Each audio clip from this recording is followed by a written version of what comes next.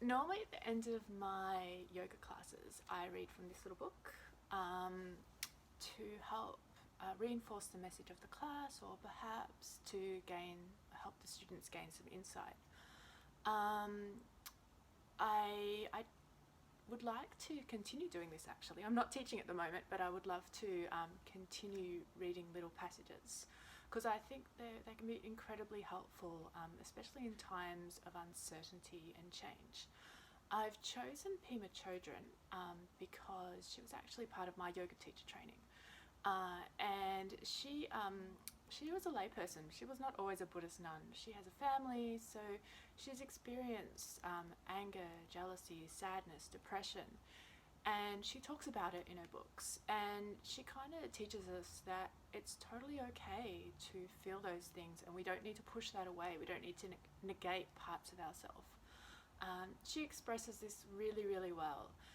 So I would like to read from her book. I'd like to read like a little passage each day and call it a little inspiration reading, similar to the way that you would pull out an inspiration card of the day to get a little message.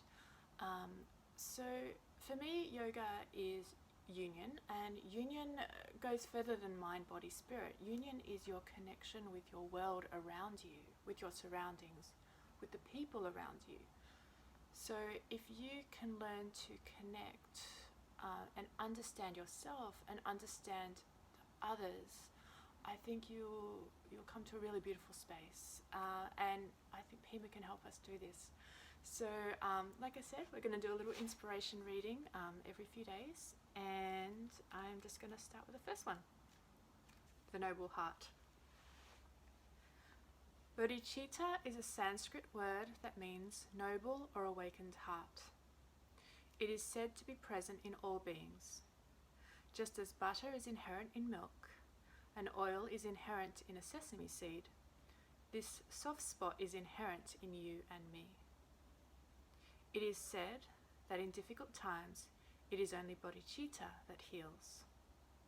When inspiration has become hidden, when we feel ready to give up, this is the time when healing can be found in the tenderness of pain itself.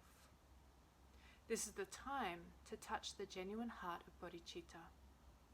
In the midst of loneliness, in the midst of fear, in the middle of feeling misunderstood and rejected, is the heartbeat of all things, the genuine heart of sadness.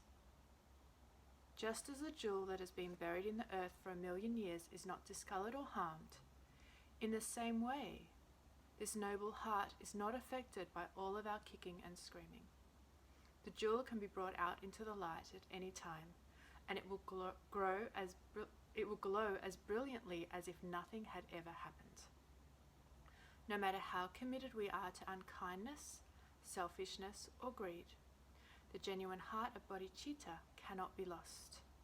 It is here in all that lives, never marred and completely whole. So take of that what you will.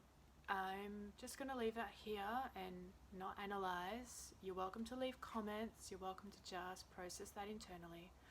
So I'm going to try and do this every few days. So yeah, have a lovely evening. Good night.